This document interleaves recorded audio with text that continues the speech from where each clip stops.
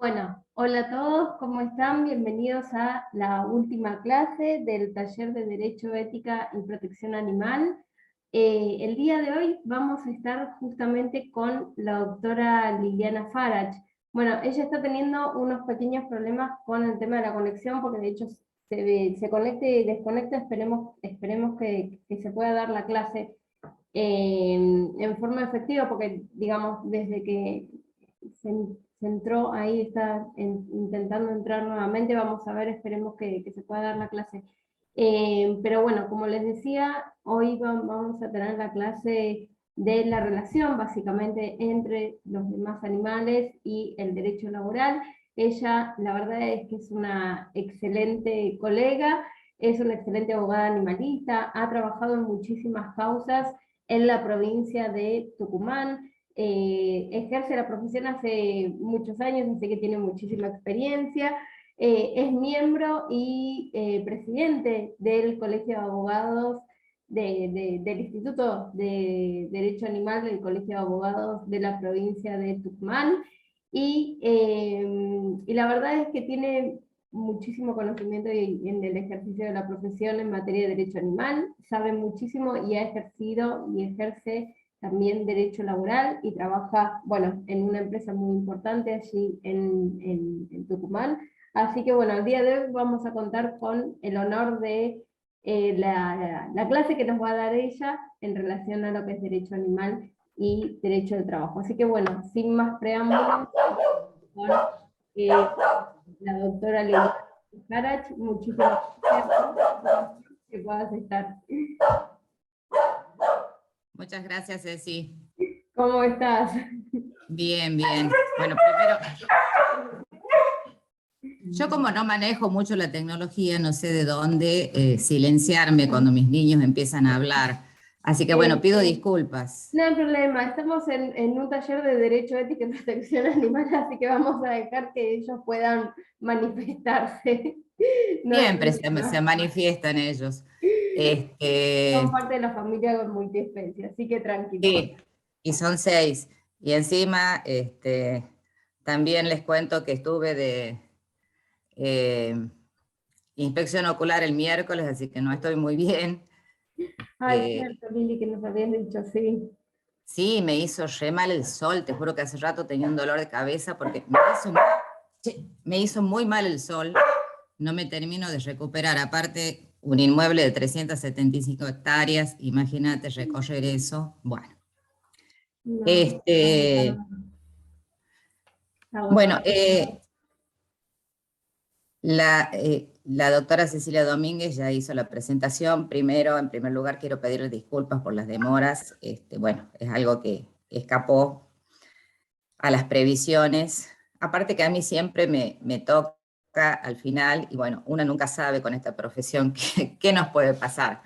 En mi caso se me rompió la computadora donde tenía todo, así que me demoró muchísimo la reparación, pero bueno, acá estamos. De nuevo, pedirles disculpas. Bueno,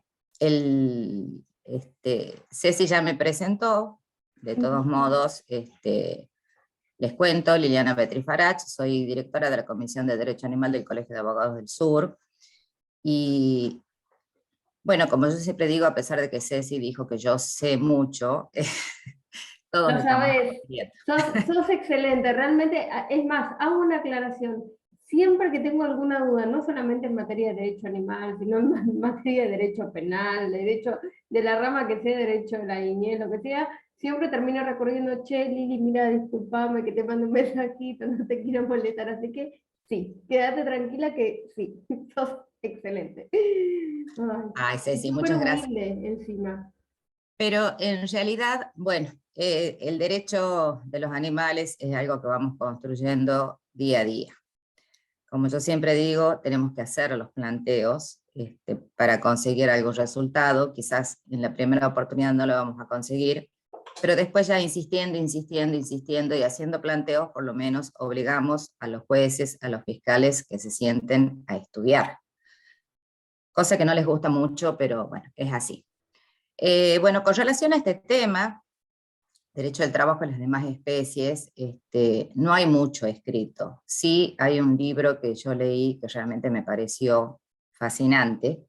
Yo les voy a leer algunos pasajes del libro. Pero básicamente es digamos, de Jason Rival, no sé si se pronuncia así, soy un desastre, yo con las pronunciaciones mi hija me vive retando, pero les recomiendo, realmente es fascinante el libro. Pero él enfoca el tema él dice que los animales son parte de la clase trabajadora, pero desde el punto de vista de la apropiación, de la explotación. Yo lo encaré desde otro punto de vista, pero de todos modos quiero hablarle un poco de lo que se opina en ese libro, que les recomiendo, es hermoso. Bueno, yo voy a empezar diciendo que no existe el trabajo animal y queda prohibido. Esa es la conclusión a la que yo arribo en nuestro derecho positivo, ¿no?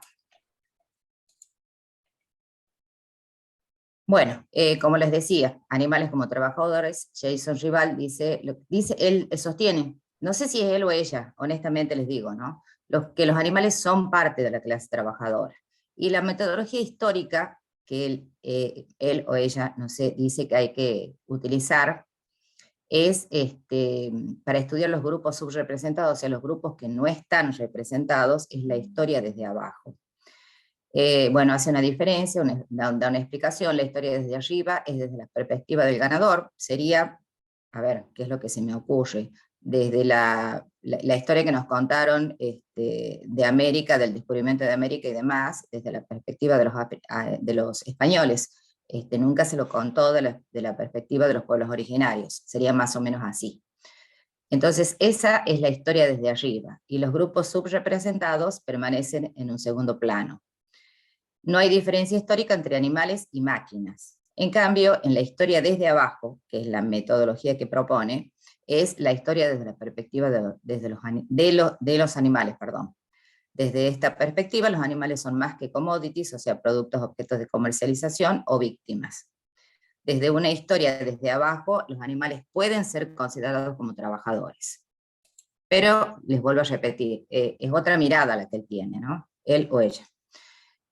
Bueno, los animales como trabajadores sostiene que los animales han participado de la acumulación de riquezas, de la economía local y global, la industria en general han participado del desarrollo. Los caballos han hecho caminos y carreteras, las llamas ayudaron a explotar minas de oro y plata, las vacas suministran leche, los cerdos usan sus procesos metabólicos para producir carne, algo que no pasaría si el animal no estuviera vivo. Pero desde esta perspectiva, un caballo que hace caminos no es diferente de un tractor.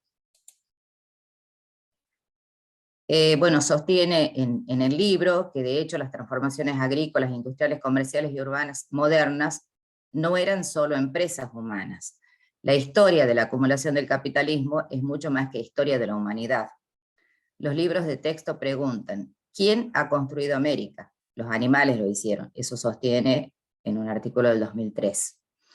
Además, los animales no solo trabajaron, también se resistieron a este trabajo y lucharon en contra de su explotación.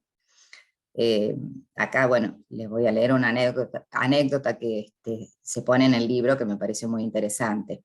Dice que durante 1850 el gobierno de Estados Unidos introdujo 75 camellos en el servicio militar y sus tareas principales eran proporcionar transporte para el equipo y personal humano.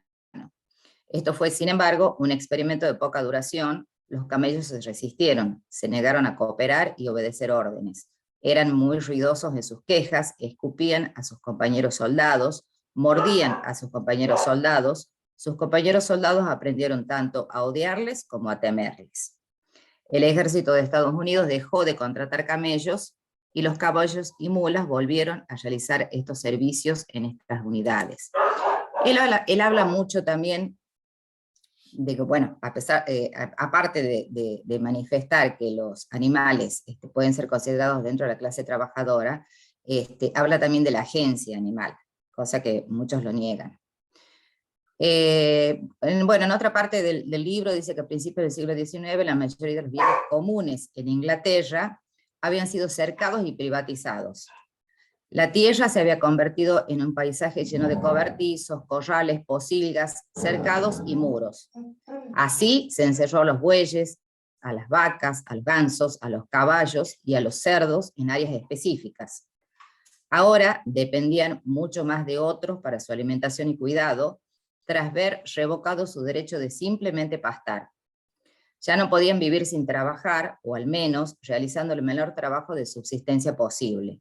Más bien, estos animales se habían convertido en productos. Fue de hecho durante la década del 1700 cuando el término farm, granja, un verbo que significaba originalmente arrendar algo como un toro o arado con fin lucrativo, pasó a significar un lugar concreto de producción. Del mismo modo, el concepto de stock viviente, definido como cualquier ser mantenido o comerciado a cambio de un beneficio, también surgió en esta época. Les vuelvo a repetir, es fascinante el libro. Lo van a empezar a leer y no lo van a soltar. Bueno, sostiene también que los animales no se convierten naturalmente en propiedad privada, al igual que las humanas no venden naturalmente su fuerza de trabajo.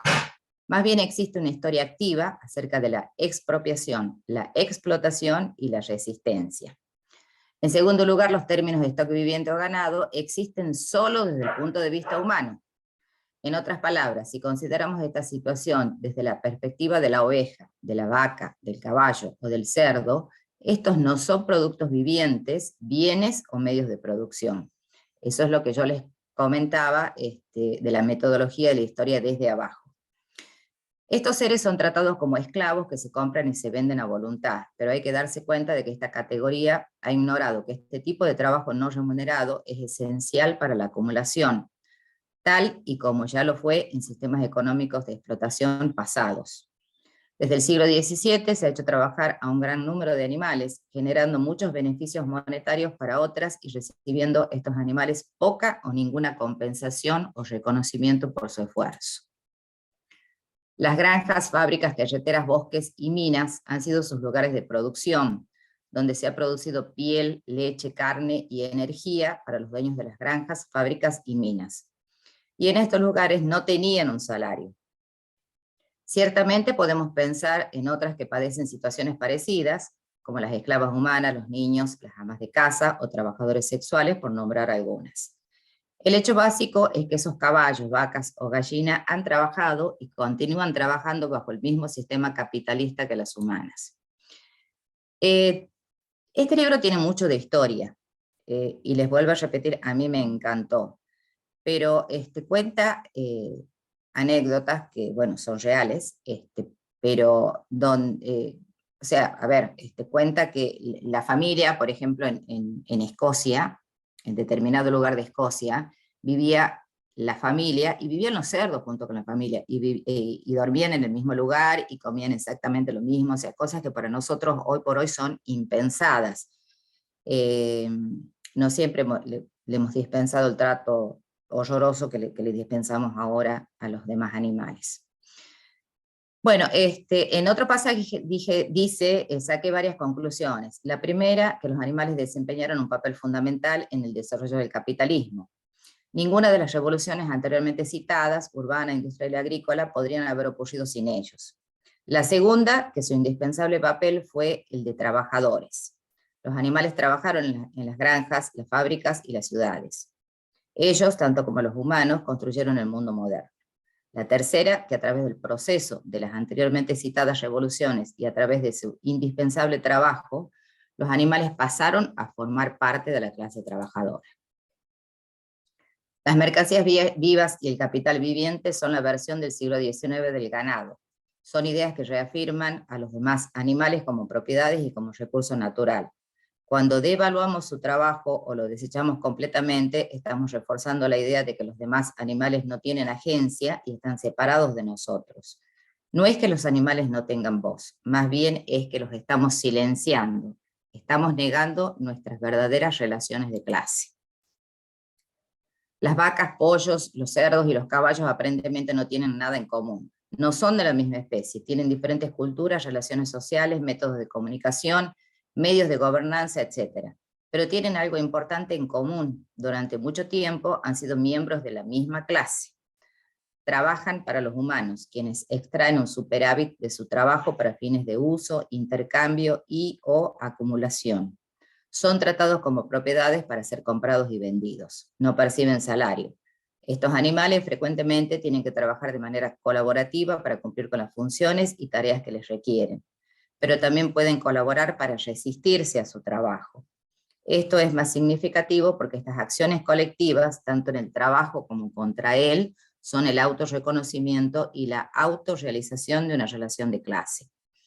Estos animales son una clase trabajadora a la que los humanos se han estado uniendo periódicamente a través de la historia, y sus miembros se han extendido a los esclavos, mujeres, niños y más allá. Bueno, como les decía, también habla mucho de la agencia de los animales.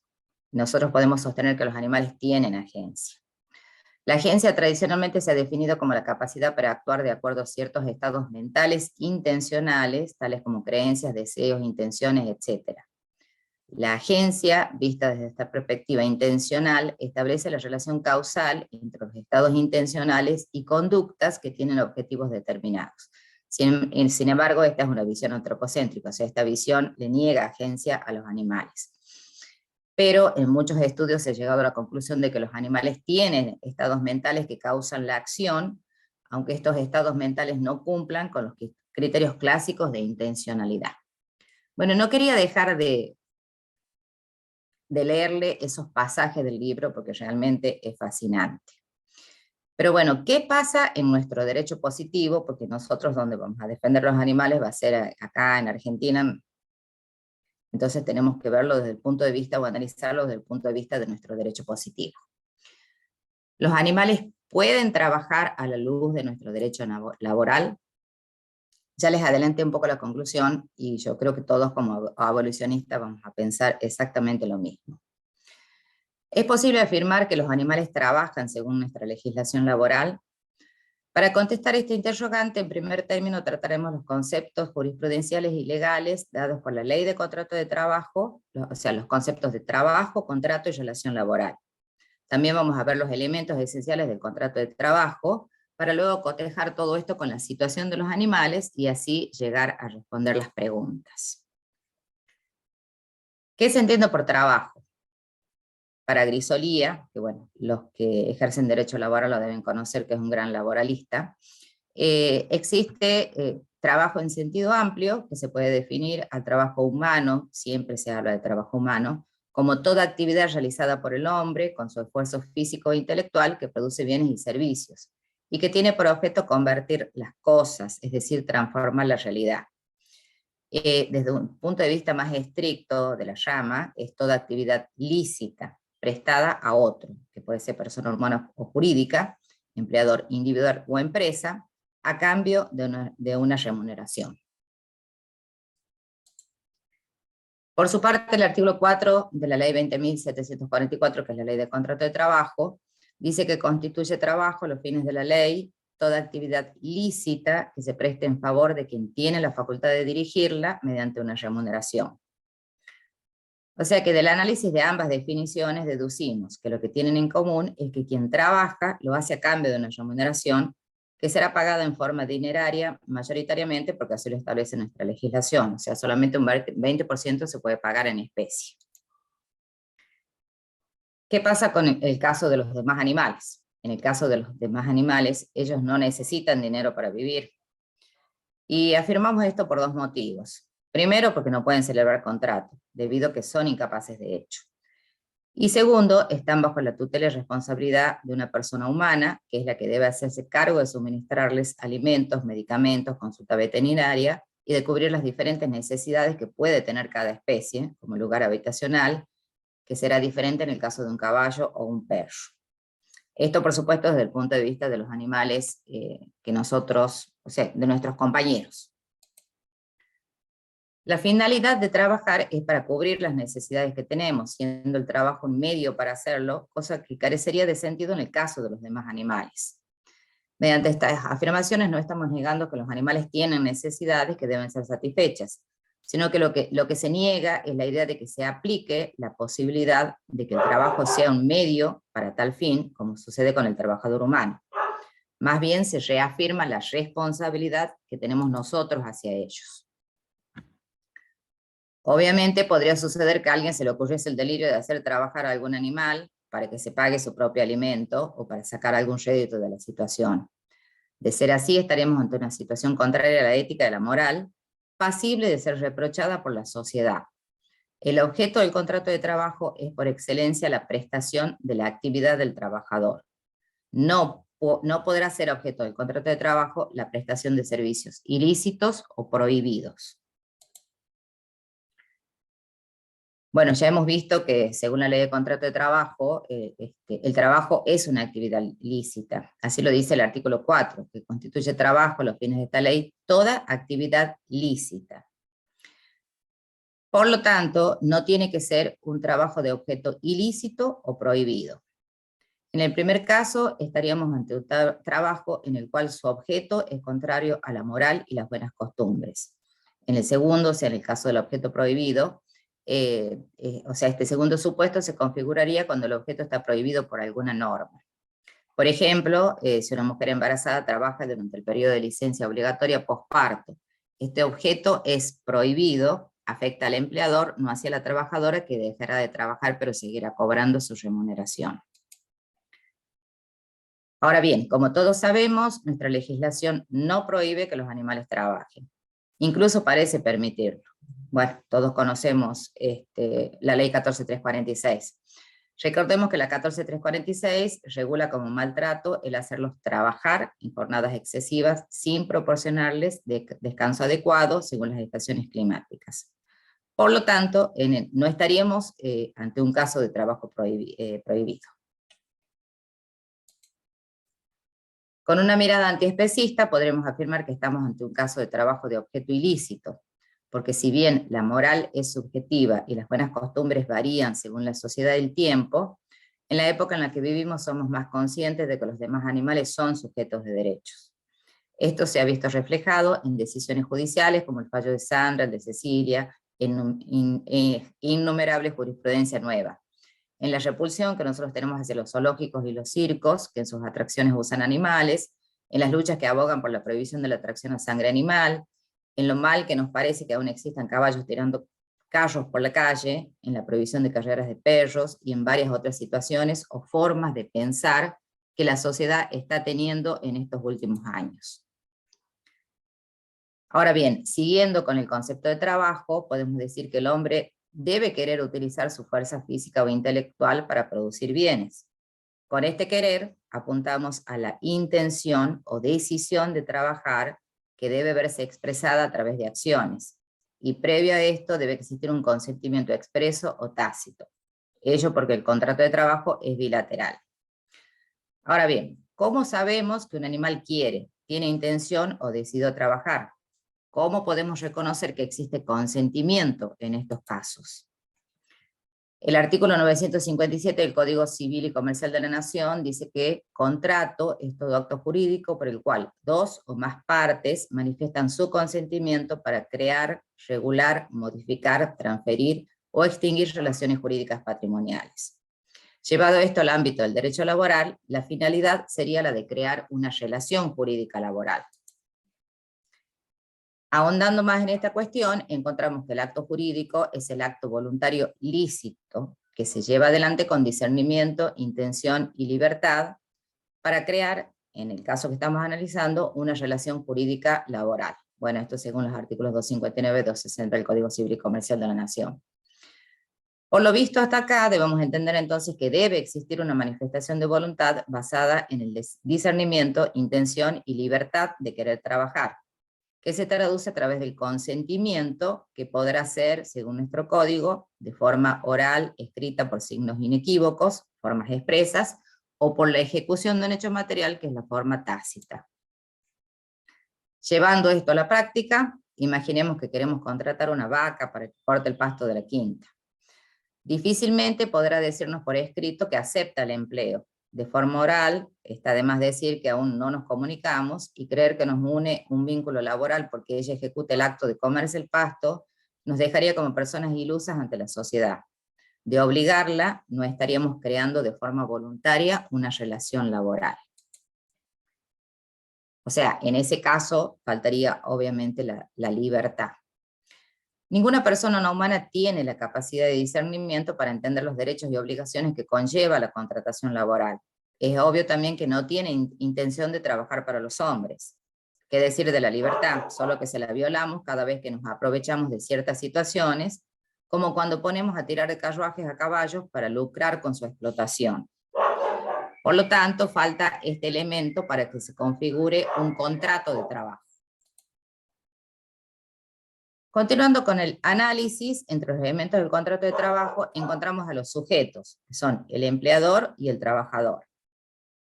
Ahora bien, el animal no humano nunca podría ser empleador porque no tiene capacidad para tener un patrimonio por ser erróneamente considerados cosas. Por ende, cualquier prestación que se preste a favor de alguno de ellos podría recaer en trabajo benévolo por no existir remuneración.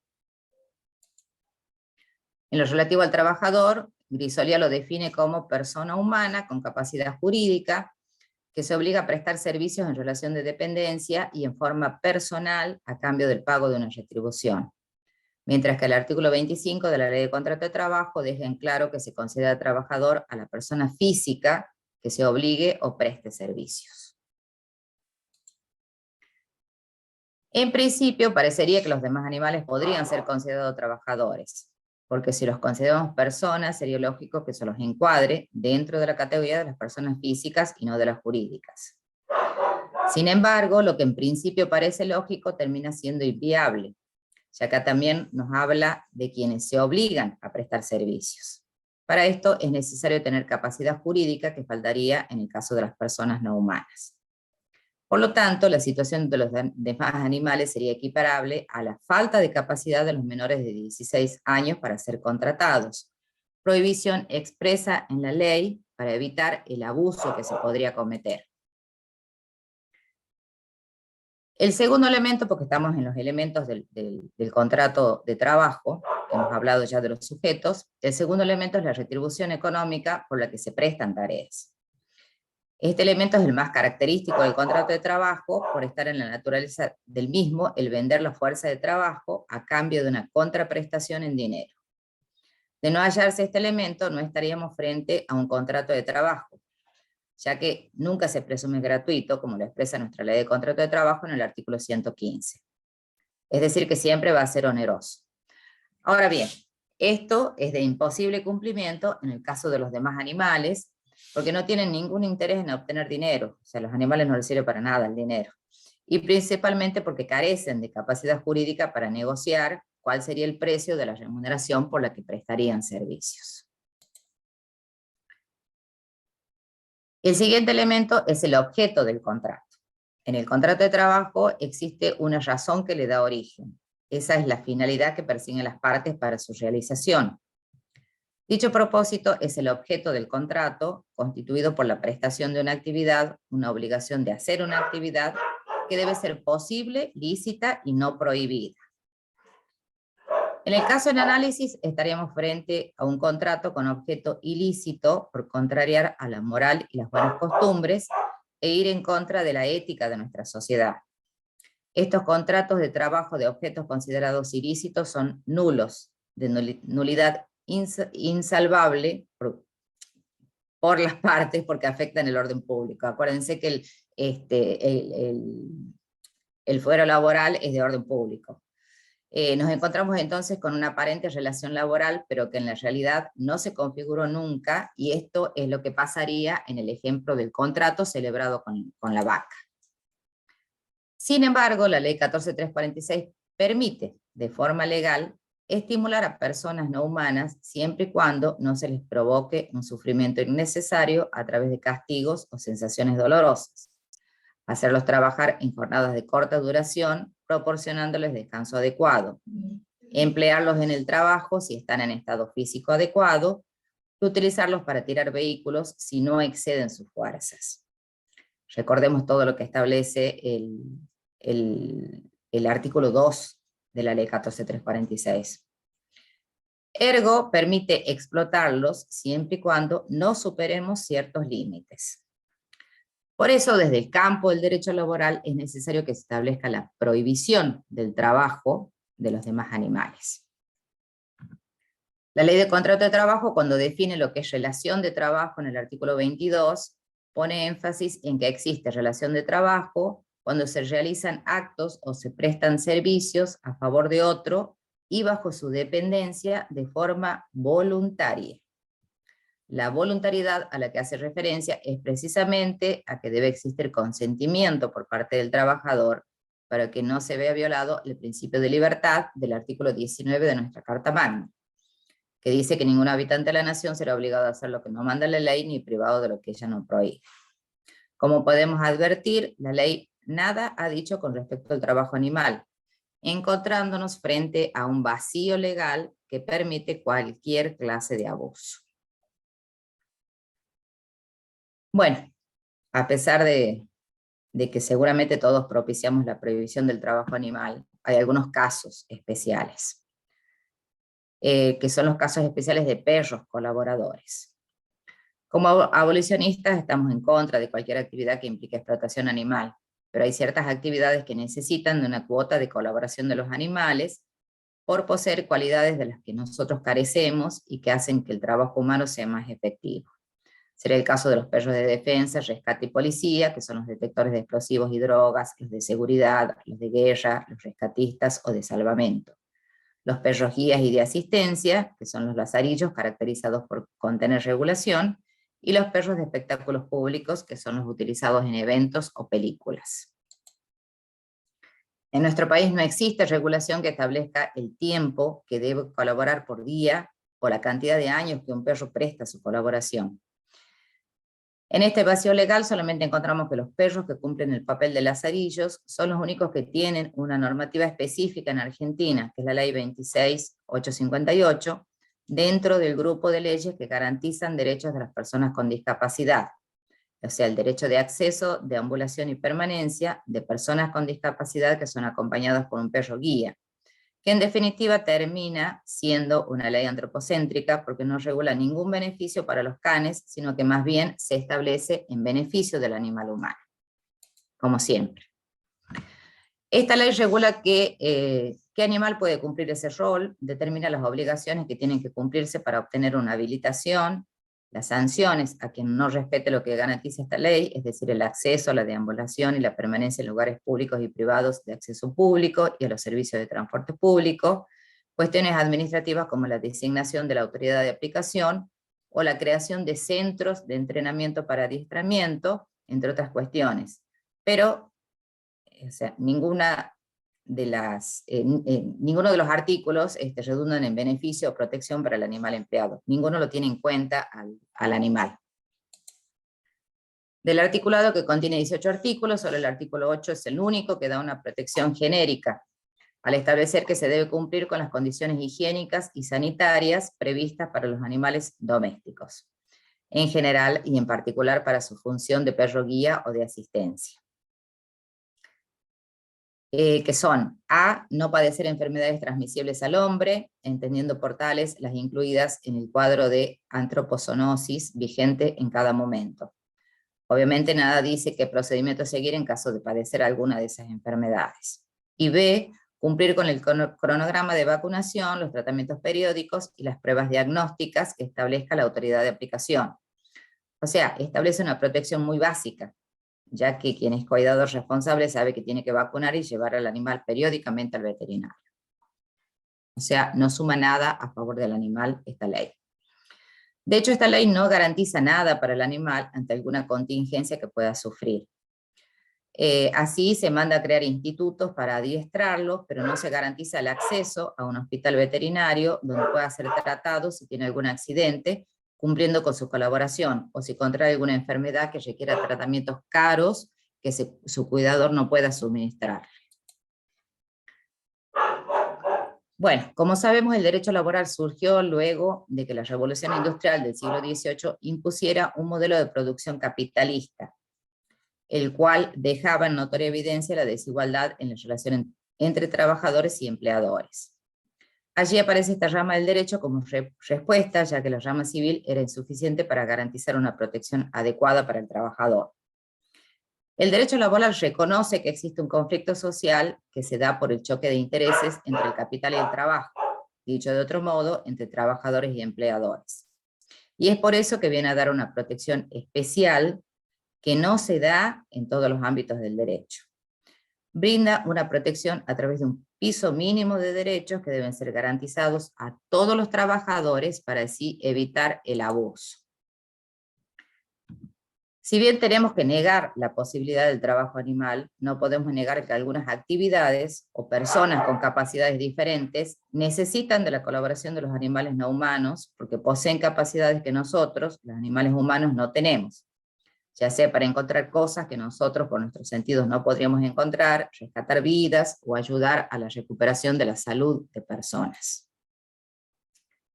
Por eso consideramos que el derecho laboral, que se caracteriza por ser humanista al proteger la dignidad del hombre y brindarle un piso mínimo de protección, también debe ser animalista y extender cuidados a esta clase de animales que colaboran con el hombre. Aunque esto pueda parecer antropocentrista, resulta necesario el dictado de normas que regulen cómo un perro policía o rescatista va a prestarnos su colaboración, para así evitar que se cometan violaciones a sus derechos. Claramente que en la medida en que la cuota de colaboración que brindan los animales no humanos pueda ser reemplazada por otra que no sea de origen animal, la misma deberá de cesar. En España, por ejemplo, un perro presta 8 años de servicio en la Policía de la Guardia Urbana de Barcelona, que tiene la unidad canina más antigua de dicho país. Detectan explosivos, billetes de curso legal, drogas, humanos atrapados entre los escombros e incluso acelerantes del fuego. Patrullan 2 horas por día en la calle hasta que son retirados por problemas de salud o lesiones. Cuando se jubilan, o sea, no necesariamente por problemas de salud o lesiones, ¿no? O sea, está establecido que por costumbre no prestan servicio más de 8 años, pero si tienen algún problema de salud o alguna lesión, terminan su colaboración. Cuando se jubilan, muchos de ellos acaban junto a sus guías. Otros aguardan a que alguien los adopte para pasar un retiro feliz. En Ecuador, los canes que realizan labores policiales son dados de baja a partir de los 8 años de edad. En eso coinciden con España. Esto porque decaen sus impulsos, la parte fisiológica y salud. Luego de este trámite se busca un hogar para que sean acogidos y vivan sus últimos años con dignidad, como un reconocimiento a su valentía, lealtad y heroísmo entregados durante su vida productiva. Los perros que se jubilan no siempre salen afectados en su salud porque periódicamente son examinados y además son alimentados con los estándares de vitaminas y nutrientes necesarios. Acá una nota de color, cuando estaba investigando esto de Ecuador, encontré esto, que el Centro Regional de Adiestramiento Canino colabora con la ciudadanía con cursos para mascotas, así dice tal cual. Sabemos que la palabra mascota no se debe utilizar, pero bueno, así decía en la página. Para mascotas en edad comprendida entre los 10 meses hasta los 2 años, por un periodo de 1 mes durante los días sábados y domingo de 8:30 a 12. Y este servicio, que tiene gran éxito y acogida por la comunidad, es totalmente gratuito, así como las consultas al médico veterinario, que atiende de lunes a domingo de 8 a 18 horas. La verdad que me sorprendió, o sea, aparte de que colaboren con la ciudadanía en el adiestramiento, bueno, con lo cual yo no estoy de acuerdo, pero lo que me sorprendió en realidad es el tema de que tengan médico veterinario gratuito ahí. Bueno, además de regular el cómo, la duración de la jornada de colaboración, los descansos, los cuidados especiales que se les deben brindar, como ser controles veterinarios mayores en número de mayor rigurosidad, también es necesario prever qué va a pasar cuando ese CAN finalice con su etapa de colaboración, y es aquí donde Ecuador es un ejemplo a seguir. En Quito, por ejemplo, se celebran jubilaciones ficticias cuando los perros son retirados. Son adoptados por familias que deberán demostrar idoneidad social, económica, espacial y temporal, además de la decisión de cuidarlo. Una vez que el CAN es adoptado, se realiza un control cada 6 meses. Aquí tenemos un ejemplo también en Colombia. Se jubiló Doggy, el perro que era el relacionista público de la Policía Nacional. Doggy, el perro relacionista público de la Dirección de Carabineros y Seguridad Rural de la Policía Nacional, se jubiló este viernes con honores tras 7 años de servicio de la institución. La ley debería imponer a quien pretende la colaboración de un animal la obligación de hacerse cargo de ese animal luego del retiro. Y si esto resulta imposible, garantizarle a ese animal no humano retirado un hogar responsable, con un estricto criterio de selección y controles después de la adopción. Además, sería viable que para los perros que prestan colaboración en instituciones públicas o estatales, el Estado garantice en la ley de presupuesto un monto adecuado que vaya destinado a los perros policías que fueron retirados, por ejemplo. Sería muy similar al cobro de una jubilación o subsidio por la colaboración de la que se sirvió el Estado, y que percibiría el cuidador para garantizar que quede cubierta cualquier necesidad que tenga ese perro ya en edad adulta. También durante la época de la prestación de la colaboración ante cualquier contingencia que sufra el animal, algo así como una ART. Y lo que se me ocurre con relación al subsidio que va a administrar el cuidador responsable que adopte al animal retirado, tendría que ser también con controles, o sea, que rindan cuentas, porque hay muchísimos avivados que rindan cuentas de que, o sea, cada 6 meses, por ejemplo, de que realmente lo que están percibiendo en carácter de subsidio, que vaya destinado al animal. O sea, para mí tendrían que haber controles estrictos en estos casos. Reconociendo la problemática y regulando lo más posible, estaríamos dando la protección que hoy no tienen. Es por esto que integrar el conflicto, como lo hace el derecho laboral, resulta fundamental, porque si bien tenemos que prohibir el trabajo animal, no podemos negar lo que sucede en la realidad. Si el cariño del animal ayuda a sanar, si el olfato ayuda a encontrar gente fallecida o viva, si esa colaboración permite cuidar a la población, evitando que ingresen drogas, por ejemplo, es razón suficiente para que el derecho laboral sea animalista y se expida sobre una protección específica. Con relación a los perros entrenados para la guerra, bueno, es necesaria toda prohibición. La guerra es un acto humano, no un acto animal. Si en nosotros está la decisión de poner en peligro nuestras vidas, no tenemos por qué perjudicar a otros que tienen derecho a la vida y no tienen facultades para decidir correr esos riesgos. Posibles soluciones. El derecho laboral debe contener de forma expresa la prohibición del trabajo animal, al igual que lo hace con el trabajo infantil. En el mismo título 8 de la Ley de Contrato de Trabajo, que se titula de la prohibición del trabajo infantil y de la protección del trabajo adolescente, debería agregarse esta prohibición. Si bien la prohibición va dirigida a la protección de todo animal y sería la regla general, tenemos que integrar el problema de los que están en situaciones especiales, como los perros, caballos, etc. Por eso, además de proponer que se regule, también sería necesario un cambio de terminología, que se sustituya el término trabajo por el de colaboración. Trabajar es algo que dignifica a hombres y mujeres, además de darles un estatus en la sociedad. Pero como esto no se cumple en el caso de los demás animales, la palabra trabajo tiene una mayor carga negativa. Por lo tanto, deberíamos hablar de colaboración de la persona no humana en el trabajo humano. Debemos reconocer que es criticable también el término colaboración, porque para que exista tal hecho, igual se necesita del consentimiento y de la voluntad de quien quiera hacerlo. Pero debemos aceptar que tiene una carga menos negativa. Ello porque en la colaboración existe una horizontalidad consensuada por el trabajo del grupo, y esto nos da la idea de igualdad. Las sugerencias. Que en la Ley de Contrato de Trabajo podría agregarse un nuevo capítulo titulado Trabajo Humano con colaboración de la persona no humana, el cual debería contener en el primer artículo la prohibición general, y en los siguientes protecciones mínimas para todo animal que colabore, teniéndose que dictar leyes especiales para cada caso específico, para así garantizar otros tipos de protecciones que requieran las diferentes actividades en las que los animales no humanos presten esa colaboración. Es decir, un perro policía tendría un piso mínimo de derechos en la Ley de Contrato de Trabajo, y a la vez una ley especial que regule la actividad de perros policías. Honestamente les digo, yo no estoy a favor de la regulación, todos somos abolicionistas aquí me imagino, pero bueno, esto es una realidad y mientras exista esa realidad tenemos que tratar de resguardarnos. Entonces, el piso mínimo garantizado debería contener un techo máximo de horas en las que colaborará el animal no humano, los años máximos, el descanso asegurado, las licencias por accidentes y enfermedades, que no serán pagas claramente, pero deberán regular procedimientos a seguir ante estas situaciones y posibles minusvalías sean temporales o definitivas. Legislarse en leyes especiales el retiro definitivo.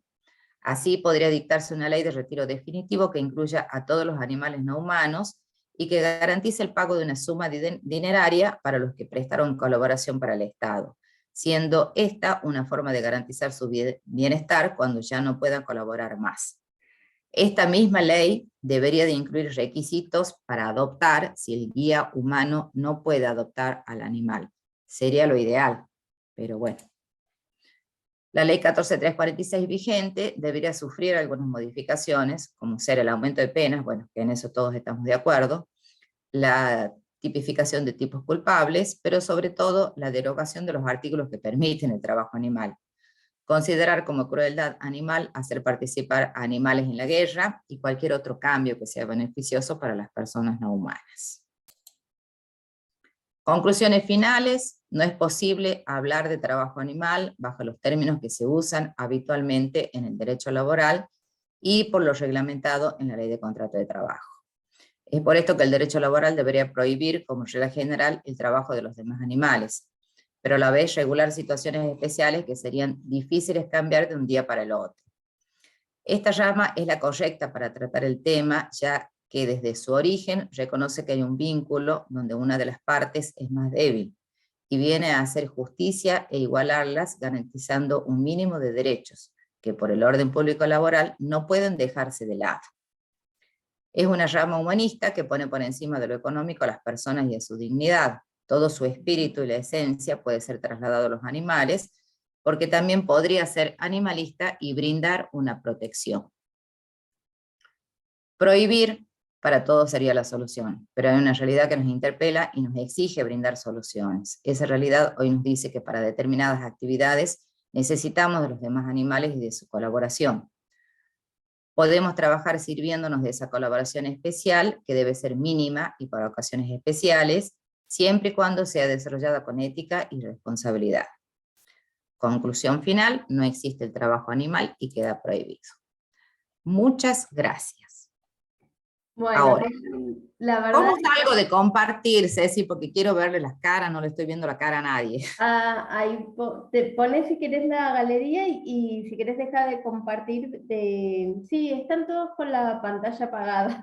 En realidad todas las clases fueron así, siempre con la pantallita apagada. Nunca les dijimos, ¿cómo es que se llama? Bueno, que modificaran eso. No, la verdad es que excelente el PowerPoint. Y bueno, y la clase, y encima, digamos, mientras vos estabas explicando, me vino a la mente esto de pensar lo que había pasado, yo no me acuerdo si fue el año pasado o el anteaño pasado, en el un regimiento ahí era el GAM, así que era el regimiento de artillería, bueno, de allá de Jujuy, con el tema de las llamas metralletas. ¿Te acordás? Que habían publicado muchas veces en muchos medios de comunicación Sí, y que el sí me ejército acuerdo. tenía las llamas y todo eso. Bueno, me quedé pensando en eso porque precisamente en ese momento se había abierto un debate en cuanto a la utilización de animales en este tipo de situaciones, ¿no? Y que bueno, que justamente la doctora Dafne Rodríguez, que me está prestando su cuenta de Zoom muy amablemente, así Sí, que... aparece como Dafne vos. Claro, yo aparezco como Dafne porque estoy en la sesión de ella. Ella había ido al GAM justo para, digamos, para constatar, ¿no?, el estado de salud de los animales y que los animales estaban bien. En relación a esto, obviamente también adhiero a lo que básicamente dijiste vos, ¿no? Esto de que somos abolicionistas y en realidad obviamente bregamos por el fin de la explotación de los animales bajo todo punto y concepto. Pero un punto a destacar que en su momento había justamente hablado con Dafne, fue esto de que de alguna forma a nivel naturaleza hay una suerte de simbiosis entre las especies, ¿sí? Qué sé yo, tenemos el pajarito que le rasca la cabeza al hipopótamo, o cuando a través de un cardumen el pez ingresa y es también transportado, pero el tema me parece que el kit de la cuestión que se ve acá es la relación de dominación y no la relación de paridad. Porque si fuese un trabajo en equipo, un trabajo así digamos, entre todos, creo que ahí habría una relación de paridad y no se vería en sí la explotación si todos somos pares y todos estamos trabajando para lo mismo. Y justamente, ojo, no estoy justificando la relación de explotación laboral de los animales, no, para nada, que no se me malentienda. Pero a lo mejor cuando, por ejemplo, viste, se utilizan a los canes en el fuero, digamos, judicial, para que puedan a lo mejor ser acariciados por los niños en las cámaras GSL, para que puedan hablar y se puedan soltar y puedan explicar a lo mejor la situación, digamos, por la que están atravesando. Creo que en este caso, por ejemplo, ese perrito no, o sea, no estaría sintiendo en sí mismo que lo están explotando para esa situación. Diferentes, por ejemplo, hace días atrás se hizo un allanamiento acá en la provincia de Entre Ríos, no me acuerdo en qué parte, porque eran explotados, pero en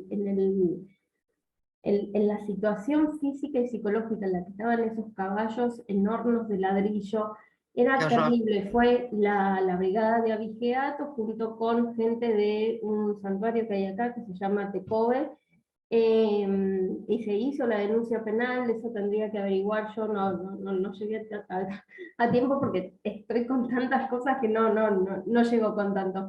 Pero bueno, fue esta semana que se hizo el rescate de esos caballos, por ejemplo, ahí, y bueno, y ahí sí, obviamente hay una relación de explotación para con esos animales, y bueno, y no se está respetando, digamos, la dignidad básicamente, ¿no? De ellos.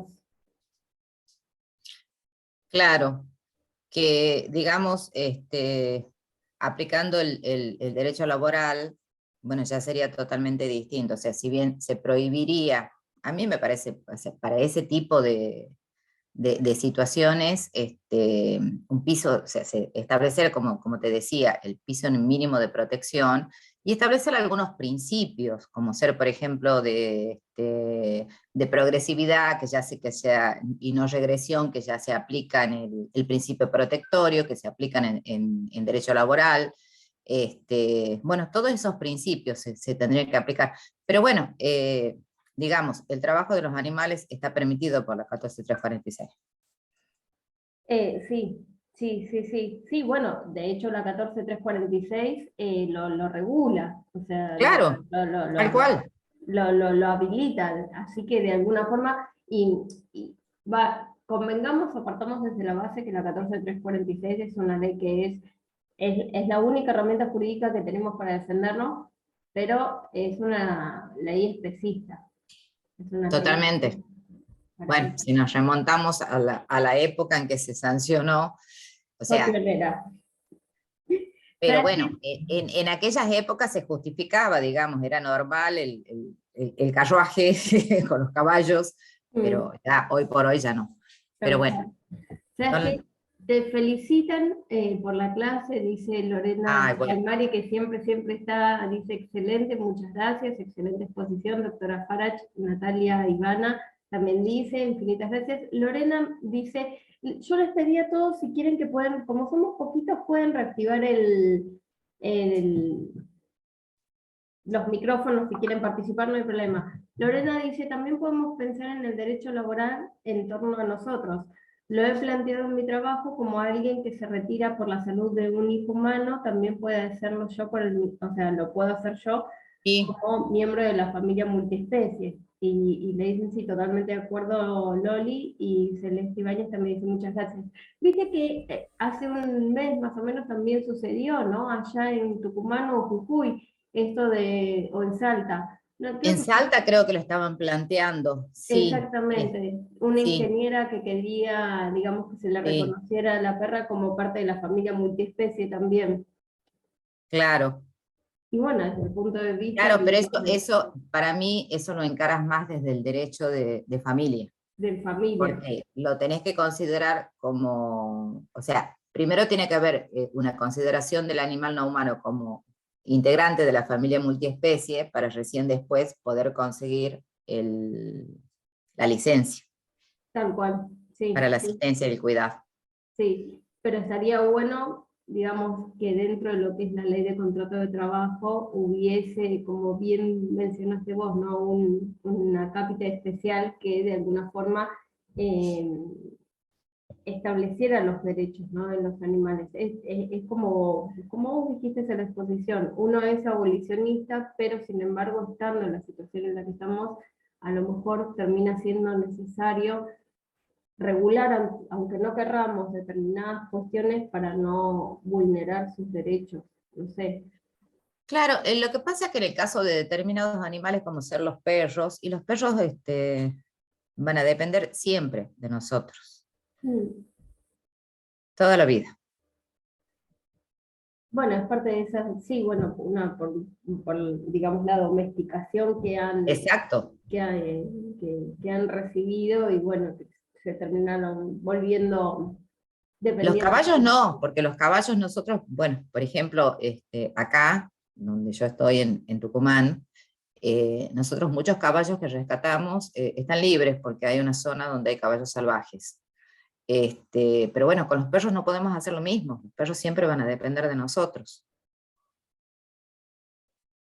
Sí, sí, sí, Ay, sí. No, lo saqué yo. bien, gracias. Porque Lo saqué yo para... no sabía cómo salirse, sí. No, no hay drama. Me puse a indagar porque como estoy como anfitriona, ahí lo pude modificar. Pero bueno, nada, la verdad es que Lili No, me pareció, no sé si tiene alguna pregunta más quienes están, como para si quieren participar o si quieren hacer alguna consulta. Y bueno, la verdad es que Lili, la clase estuvo espectacular porque es un tema que no se habla mucho. Después decinos bien el libro que usaste, porque a lo mejor lo podemos ver de subir al Classroom. sí, yo Eh, después te paso el Power y te paso el libro, que es fascinante. Yo empecé y no lo podía largar, pero bueno, como te digo, no es una mirada desde nuestro derecho positivo, que es lo que nosotros necesitamos. mm, Disculpen si se ven, estoy en obra en mi casa. no hay problema, no te preocupes, no hay problema, pero sí, después pasarnos el libro como para que podamos a lo mejor verlo. Pero bueno, nada, la verdad es que Lili, excelente el análisis, creo que es una rama, o sea, es una interseccionalidad del derecho que no se habla todavía, y encima al haber tantas situaciones de tracción a sangre, debería, ¿no? Analizarse un poco más o entrar un poco más en vigencia.